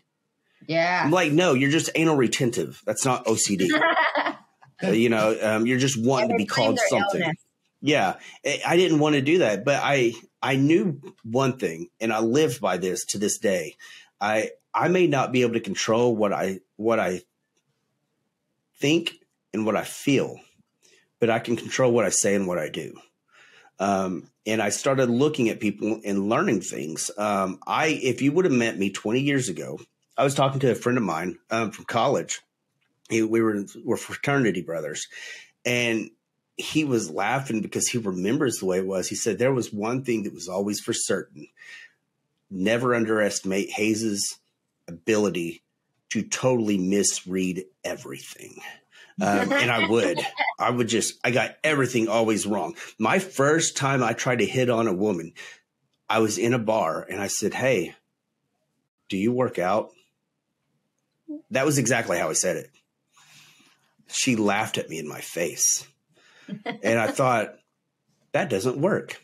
But I learned. I learned from failures. People ask me how come I can give good advice, or how come I know so much stuff. It's because I've screwed up so much in life, and I didn't want to be a screw up. I think those people are the best because, like, people who think they're so perfect and they have like this perfect life, or they pretend to have a perfect life. Like, I can't stand people like that. Joshua, I got to tell you though. You nailed it on the pickup line because I asked almost the exact same line to my wife. I asked her what she was wearing.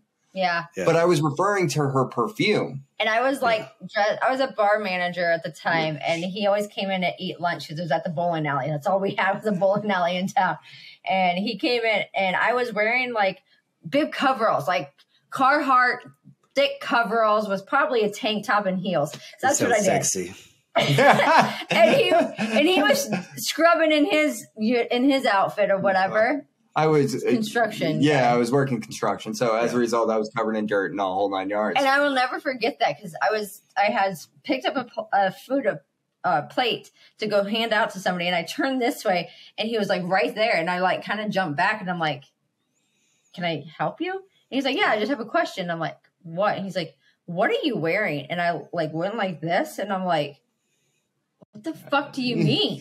Exactly what I said. And he's like, and he looked at me, and I looked him up and down, and I'm like, "What perfume are you wearing?" And then he's like, "No, what perfume? We have a bet." So apparently that comments do work. And then he's like, "Can I have your number and take you out on a date sometime?" And I just like walked away from him. I did. Yeah. I stayed single for like another 3 or 4 years after that encounter with the girl. I had to do a lot of practicing. I got drunk a lot, and that helped out. But it was watching people, and it was, failing a lot. And it wasn't until I just got really honest. The more honest, and I was naturally that way, but I just kept my mouth shut.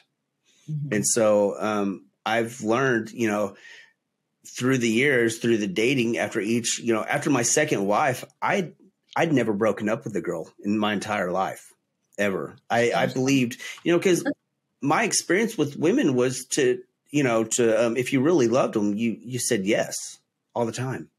Always say yes. That is a lie. Don't let her fool you. That's a lie. That is a good, quick way to get a divorce. Say yes. I was like, no. My ex-wife cost me about $500,000. We're gonna end this conversation now. And it was probably the best money I ever spent losing, was because I mean, it was like good riddance. I mean, my first wife, she's a great person. My second wife, she was pretty. Yeah, that was about it. But a lot of lessons learned, and it's them bad lessons in our life that is, I've said this earlier today, and I really come to believe this. I don't believe there are bad things that ever happen. And I know, especially if you've dealt with any kind of trauma, you're like, oh, that's bullshit. I swear, once you get your ego out of it, you will see that every bad thing led to something great, or it taught you something invaluable. Every single thing, and I said this, and you want to piss some Christians off? Say, if you take the word Satan and devil and replace it with the word ego, it fits perfectly in the Bible. Yeah. I agree with that. That is awesome. That is an awesome way of looking at it. And I've said, and of course she's like, oh no, that doesn't mean the devil's not real. I was like, I'm not even giving my opinion. I'm just letting you think. A lot of people don't like to think because that's scary. It hurts. But it hurts. But it makes you wonder if that was the lesson that they were giving, is to get your ego out of the way. If you let your ego get out of the way, you can learn some very valuable lessons, and you can be friends with people that you cannot stand.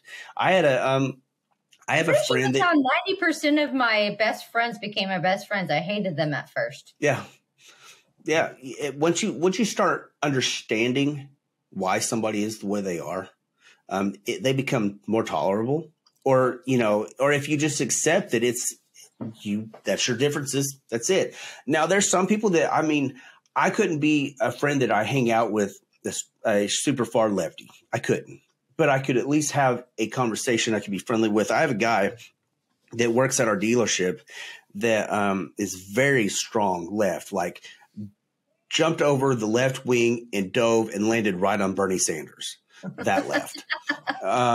He doesn't understand why I don't like Antifa, because it means anti-fascist. And I'm like, no. I know. But a lot of people were trying to get him to convert over to Christianity, Christian dealership. And they mean well, they really do. But a lot of Christians don't know how to talk to people that truly do not believe in God. They think if you just hit them hard enough, long enough, and they really do mean well. And I'm not trying to hate on them, but I knew that wasn't working, because you're introducing Jesus not the way Jesus introduced himself. Jesus did not say, I'm the Messiah. Hey, how's it going? No.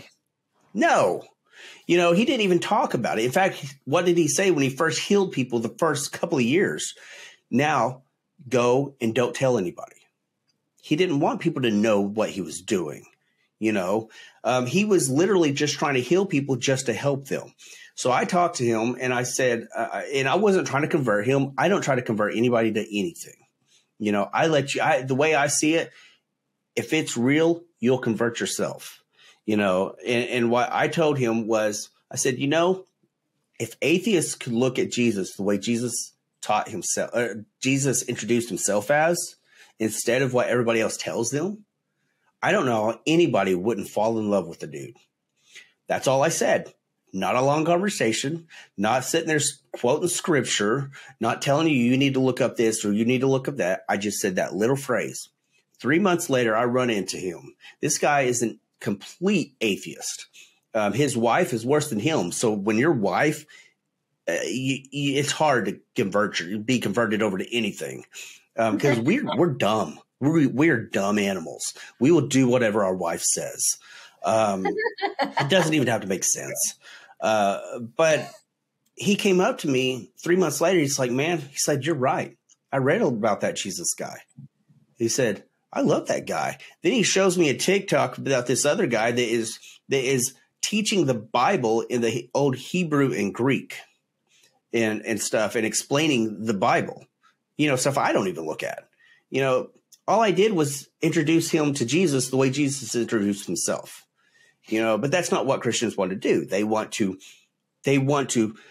till the garden, plant the seed, cover it, water it, put sun on it, till it every day, pet it, talk to it every day. They don't trust God. I mean, if you trust God, you just plant seeds, walk away. Yep. That's all I believe in doing is planting seeds, walking away. It's not my business. You believe what you want to believe. Yeah, well, and that's exactly it. There's a passage in the Bible that talks about planting seeds. Yeah. And some of them don't fall where it's great. Actually, the majority don't. No. I always think that lessons are like, you can either be a victim of it or you can learn from it. Yeah. And like, I know when I was raped, I thought that was bullshit. Like, I was being raped. I could have gone down that dark hole and always been a victim. I told a rape victim once that she just wanted to be a victim. Yeah. And there's a lot of them that do. And I feel bad for those people, but at the same time, like, I think I had to go through it because God knew that I was going to be in this era. Yeah. And all the pedophilia that they're trying to make like normalized. If that didn't happen to me, I don't think I'd be as sensitive to it. I'd be like, okay, it's not that bad, but because I know what grooming is, because I've been through it, I can see it and I'm going to call it out. And I think that I look at me being raped as a blessing, not because he did it and it was wrong. It was wrong, of course, but I look at it as because if I didn't go through that, I wouldn't be where I am today. Yeah. And I wouldn't protect my kids the way I do. And I wouldn't be so hypersensitive to it. And like, I don't even kiss my own kids on the lips. Yeah. Like, because I'm like, nope, you only kiss on the cheek unless you're married. And that's the way I am. I don't like, I have a thing about laying under, like, even my husband laying under the covers with my kids. And it's not anything that he's ever done. It's just that's because what happened to me. Yeah. Like, it started with the hand under the covers, just rubbing your leg, or then it just moved up your body, and it's just those subtle little things that get the kids used to it, that then they don't think anything wrong. So I teach my kids my 2-year-old can tell you where her vagina is, where her butt is, who touches it, who doesn't touch it. I teach them as young as I possibly can. And I always tell my kids, if you feel that somebody is hurting you or somebody's getting hurt, you tell me. And they always have. And that's what I want my kids to grow up to know, is like, you don't have to go be a victim if something bad happens to you. You can be. She's blessed in being able to relate to this in the sense of what's happening in the school systems. Yeah. And she's able to see some of those characteristics that she can relate. That's literally what's going on. And if it didn't happen to me, I wouldn't be that way. And that's the scariest part about this, is if she's relating to it in the school system, how are we all not seeing this? Because you're not used to it. Yeah. So, and that's desensitizing. The games that we've played, they desensitize kids. You shoot people, you kill people. You're desensitizing them at a younger and younger age. And Bella, she came up to us and she had the Roblox thing. And when gay pride was going on, she's like, Mom, look at this. She's like, there's gay pride stuff all over Roblox, which was a little game. And then you can go into these little chat rooms and you can make out and you can kiss and you can do all this stuff. And I'm like, no, you ain't playing that no more. No, we're good. And I don't try to hide that stuff from my kids because they're going to run into it every day. I try to educate them on it and say, hey, this is happening. This is the kind of stuff that's wrong. And I will show them stuff like the Roblox. So then my daughter, when she comes to me, she's like, Mom, look, this is wrong. Yeah, you're right. That is wrong. So she's learning from me teaching her and showing her certain things. Because I know people always say, well, there's worse stuff on the internet. Well, yeah, there is worse stuff on the internet, but I can control what my kid sees on the internet. I can take that tablet away. I can take that phone away. But when they put it in my school and my kid spends 90% of her time in school, I can't go up to the teacher and say, you're not teaching that with my kid, because they're going to do it anyways. And that's where I'm like, nope, we're not doing this. You can censor certain things that are onto the applications and that stuff, but you can't censor what you can't see. And that's the problem. I think, I hate it when people use they say there are worse things. I'm like, is that your line? Is that that's where you're basing everything off? Oh, there's something worse out there, so this isn't as bad, because I don't compare raising my children to anything. I'm like, I don't give two shits and a giggle what somebody else does. It's not my kids. I don't base their intelligence on somebody else. People are like, man, your kids are so well behaved, and they're happy, because I'm looking at my, it's funny growing up, and I didn't realize, I'd say funny, not funny, haha, funny, strange. I didn't realize, because I thought as a kid, I remember thinking that all kids got raped. All kids got molested. I really did. I thought that was a normal thing, and all kids were silent. All kids look like they were abused. But my daughter is happy. She's playful. She's friendly to everybody. She does not have my personality at all. Which is a wonderful, wonderful thing, but, we need it. There is a healthy line that you need to protect your kids, but you also need to make them strong. Yeah. I say I would, it's kind of like how I started this podcast.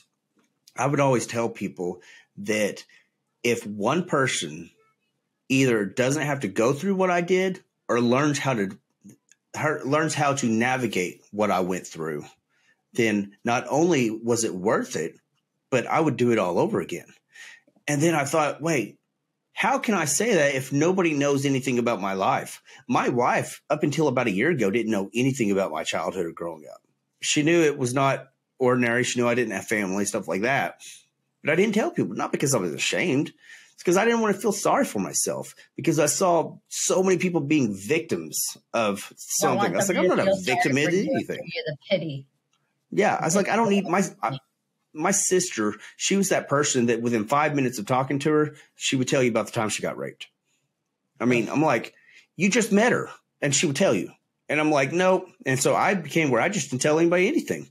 Like, nobody knows anything, and I forget that people don't, realize that I've gone through things and stuff.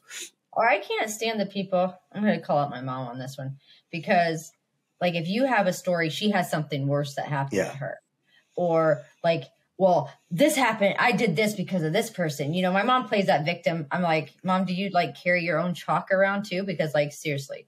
And I think that's another reason why I don't have sympathy for some people like that. Yeah. Like, if they play that victim card, I'm instantly like, get the fuck over it.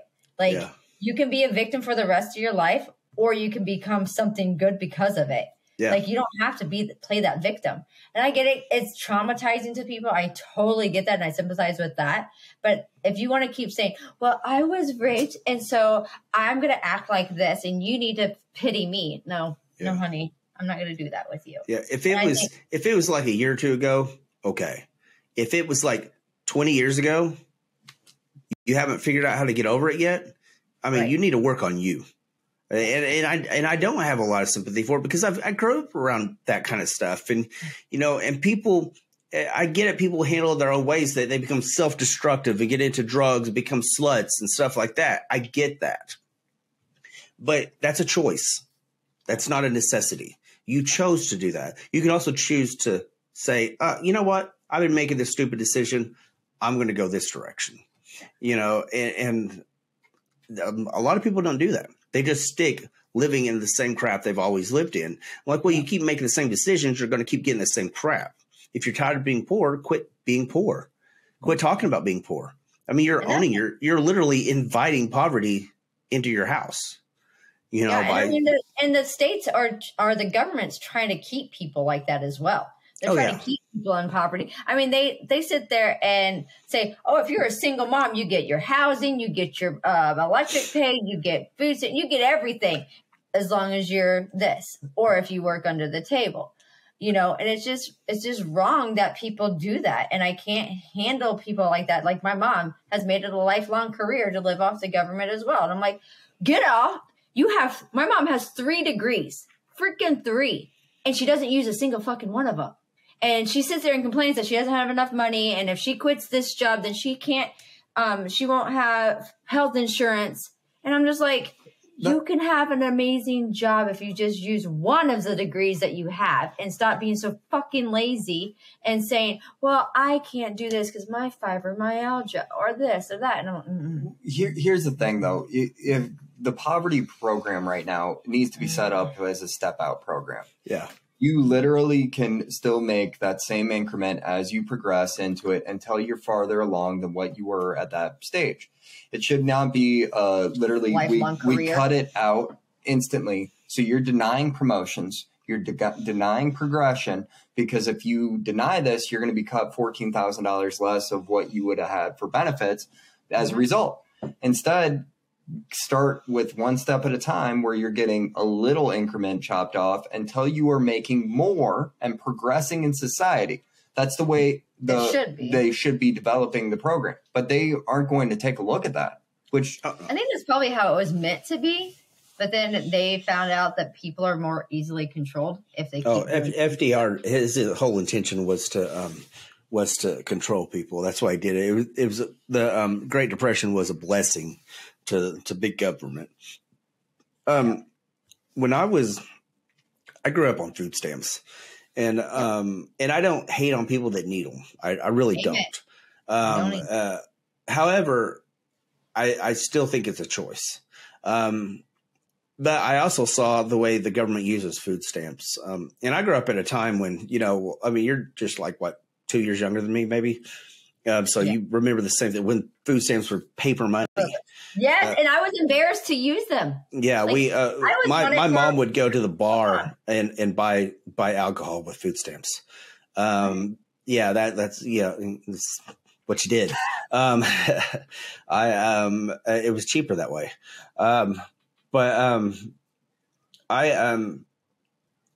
Back in 2004, when I had my major back surgery, I got into a car wreck and it severed my spinal cord. I had to get on food stamps because I couldn't work. Fast forward under the Obama years, and I was going to college at the time. I get hurt and I decided to go back to college. And I tried to get on food stamps because I couldn't work. I was injured. And they told me that because I'm going to college, I have to work 15 hours a week to get food stamps. However, if I dropped out of college, I wouldn't have to work at all. Wow. So because I'm bettering myself. They're good. Yeah. And see, that's just wrong. And I just want to put it out there, like, I don't dog anybody who's on food stamps or who needs assistance. Heck, I was on it up until almost right before we got married, actually right when we got married, because I was a single mom raising 3 kids. I was on food stamps, I was on PIP, I was on housing, the whole 9 yards. And I still worked 40 plus hours a week at the bowling alley, but I wasn't making enough to make the ends meet. And so I get people definitely need the help, and that's a good program if you need that help to get you through the rough times. That's totally what it's there for. But when you make a lifelong career and you make it a choice that you're not going to go and take the promotion, you're not going to go out and get a better job, or you're going to be freaking 2 parents that one parent's not going to work and the other one is going to work but under the table to keep the food stamps and all that stuff coming, that's where I have an issue. I have issues with people who abuse it, and I'm sitting here, we're working both full-time jobs or whatever, and I'm a stay-at-home mom, but I have a side job that I do, and I really don't announce it, but I don't give a crap anymore. I run a daycare. I've run a daycare for a while because we can't put our kids in daycare because I can't afford it. Yeah. And so it just makes it infuriating for me to see people using this system, because I would love to put my kids in private school, but I can't afford it. Yeah. I'd love to put my kids in competitive sports, but I can't afford it.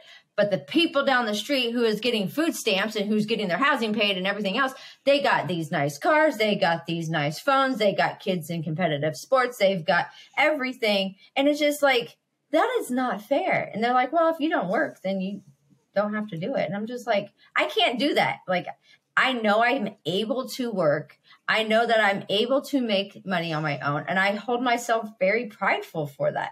And that's, like I said, I don't dog anybody who's on it by any means.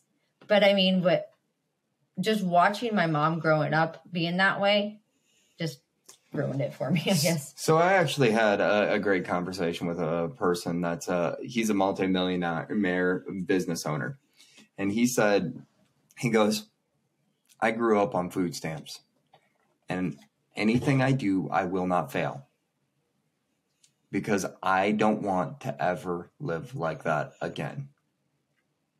So and whether you're on it or off it, if you're the one making the choice to be, as in it's a lifestyle decision opposed to a necessity, then that's a variance. And I support people. I think the government should change the way the system's run. I think that the government should put it as a tier program to acknowledge your successes and not strip away everything all at once. Maybe work it into a tier group where you're getting this benefit reduced or whatever as you progress, and you're still making even. You didn't change in your lifestyle or any of that stuff until you come off. But that's I think they should do it like FIP. Like that FIP is a little different. It's like basically child support before it's rendered, I guess. And that's a 5-year program. Once you're on that program for 5 years, it don't matter what happens after that, you can never be on it again. Oh, and wow. I think that it should be kind of terms like that when it comes to like housing and your maybe not food stamps, because everybody has hard times with that. But I mean, you can choose to live in a better place by bettering yourself. It would push society to better themselves. Joshua, how do you think we could fix this program? Get rid of the communists. I almost spit out my drink. I mean, we have a poor me society anyway, and we have people that don't think outside the box. We have everything's a victim mentality. Well, you got to feel sorry. I remember growing up, people saying, well, because such and such grew up this way, they're like, you got to understand why they're like this. I don't care. I grew up different. I grew up like, if you don't like somebody, tough shit. Get over it. Stick some stones, break your bones. Yeah. I mean, it's just when you see people. That's never hurt. I don't feel sorry for somebody that chooses to stay poor. If you don't like being poor, find a different way. But the thing is people don't, and I understand, because most people have to be taught to do things. Most people really are sheep. We're a herd. We're a herd animal. Humans are a herd animal. A lot of us don't like to admit it, but we are. Even me, I'm very solitary. I would be happy out in the middle of the woods, butt ass naked, away from everybody. I was gonna say without clothes. Yeah, I was like, that would go on an episode of Survivor. I know that would be me. I'm like, I could be naked and not afraid. I mean, it's just here I am. I'm like, I don't care. But the problem is that people aren't like that. We need somebody to guide us. That's why it makes people scratch their heads when they're like, you mean you didn't have a mentor? You didn't have somebody that was helping you up? No. And am I still struggling? Am I still trying to learn how to get there? Yes, it may take me a few more years, but I'm going to get there, because why? I said I'm going to do it. I'm going to fail until I get there, and people don't want to fail because you're taught not to fail. You're taught you got to make these grades that are just like everybody else, and everybody else can see them. And if you fail, you're going to get made fun of. Instead of supporting the idea of failing. Great, you failed. That's awesome. Good job. I'm glad you failed. You know, what did you learn? Don't give people trophies and, oh, here for participation trophy. What the hell? I was like, I got lucky to be on the team. You know, that's what makes me mad nowadays is how many kids don't actually have to try to do anything. And they like the participation thing. You don't have to try to win. So that just takes the competitive edge out of like the kids. They don't want to try. They don't have the drive to do that because everything's get the trophy anyways. Yeah. Like, why do I need to fight for that? People don't understand. It's okay to be better than somebody at something. It's okay. It's okay to be worse at something.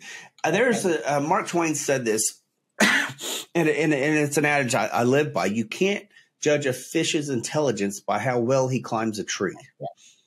You know, people have to find what's their water and what's their tree.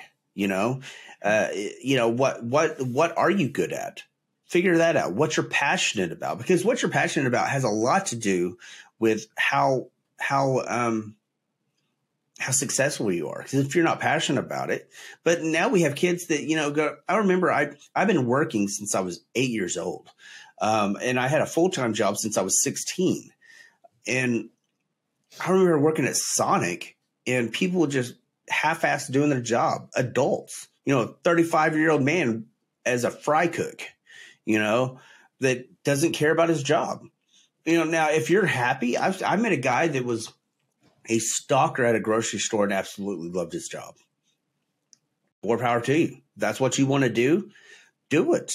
I've seen some people that were very successful that had by the time they were 50, had their house paid off and everything, and they never did anything more than being a stalker at a grocery store, you know, but they planned their life out like that. They were happy. They didn't need a lot. That's fine.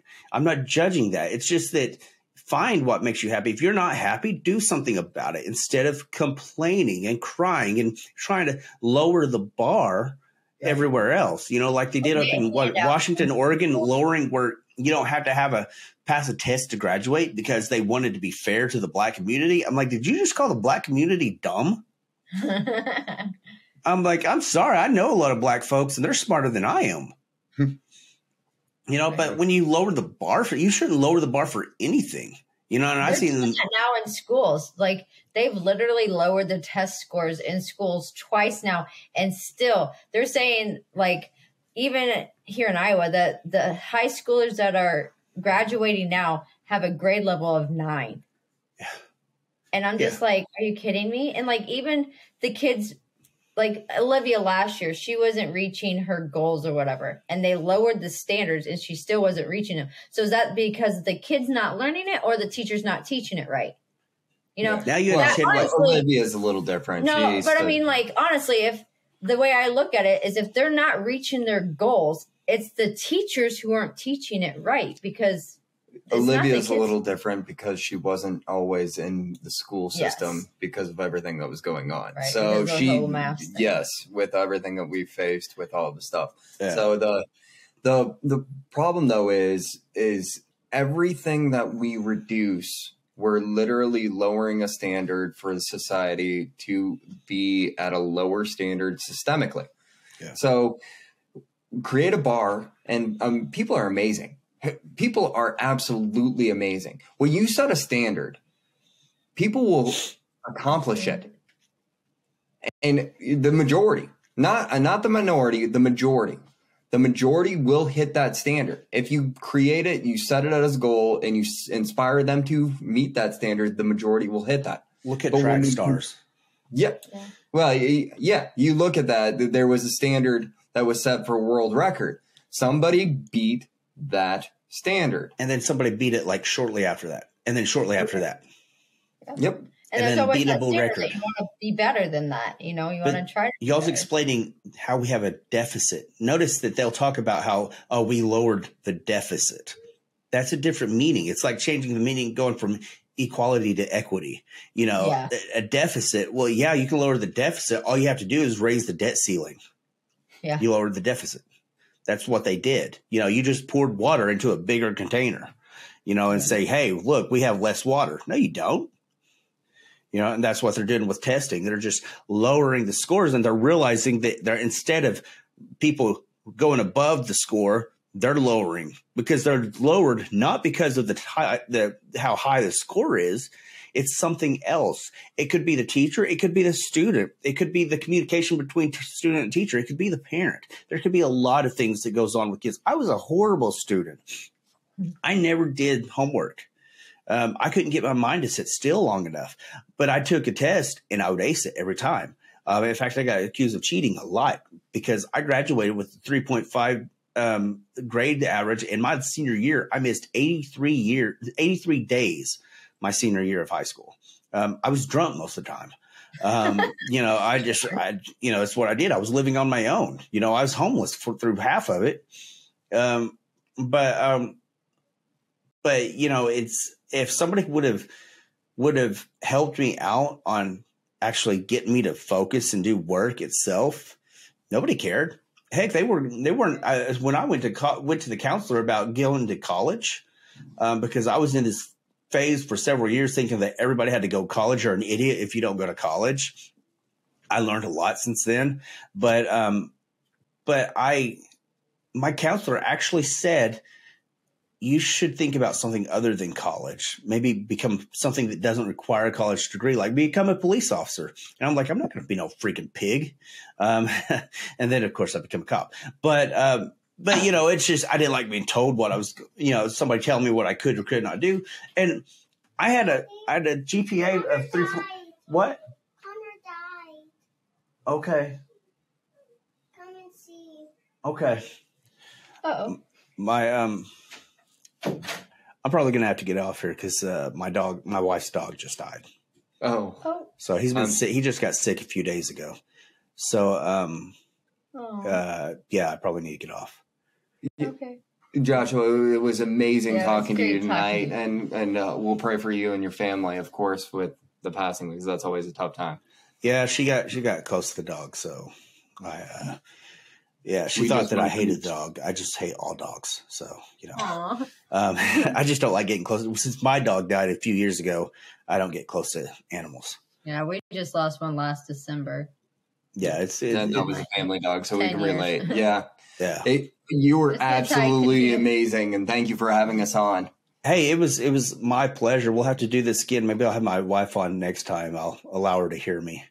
Heck yeah, that'll be awesome. I want to meet her. The four of us would be great. Yeah, she's fun. She's actually